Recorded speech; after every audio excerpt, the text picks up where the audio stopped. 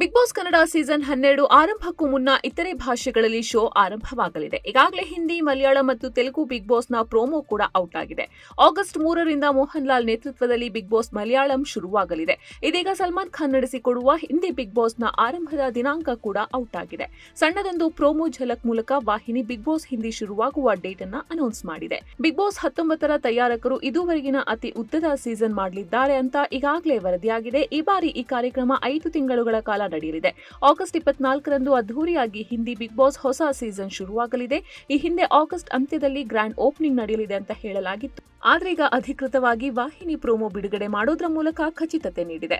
August 24ರಂದು ರಾತ್ರಿ 9 ಗಂಟೆಗೆ big boss ಕಾರ್ಯಕ್ರಮ ಅದ್ದೂರಿ ಚಾಲನೆ ಸಿಗಲಿದೆ. ಆಗಸ್ಟ್ 24ರಿಂದ ಪ್ರತಿದಿನ ರಾತ್ರಿ 9ಕ್ಕೆ ಜಿಯೋ ಹಾಟ್ಸ್ಟಾರ್ನಲ್ಲಿ ಪ್ರಸಾರವಾಗಲಿರುವ ಕಾರ್ಯಕ್ರಮ ಆನಂತರ ರಾತ್ರಿ 10:30ಕ್ಕೆ ಕಲರ್ಸ್ನಲ್ಲಿ ಪ್ರಸಾರವಾಗಲಿದೆ. ಸಲ್ಮಾನ್ ಖಾನ್ ಅವರು ಸಿನಿಮಾ ಮತ್ತು ಬಿಗ್ ಬಾಸ್ ಎರಡನ್ನೂ ನಿಭಾಯಿಸಬೇಕಾಗಿದೆ.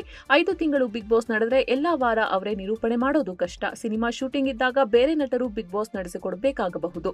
ಆ ಜವಾಬ್ದಾರಿ ನಿಭಾಯಿಸೋದಕ್ಕೆ ಕೆಲವು ಸೆಲೆಬ್ರಿಟಿಗಳ ಜೊತೆ ಮಾತುಕತೆ ಈಗಾಗಲೇ ನಡೀತಾ ಇದೆ ಅಂತ ಹೇಳಲಾಗಿದೆ. ಈ ಬಾರಿ ಬಿಗ್ ಬಾಸ್ನ ಥೀಮ್ ಆರ್ಟಿಫಿಷಿಯಲ್ ಇಂಟೆಲಿಜೆನ್ಸ್ ಇರಲಿದ್ದು, ಟೆಕ್ನಾಲಜಿಯೇ ಈ ಬಾರಿಯ ಬೆನ್ನೆಲುಬು ಎನ್ನುವ ಮಾತು ಕೂಡ ಸದ್ಯ ಈ ವೇಳೆ ಕೇಳಿ ಬರ್ತಾ ಇದೆ.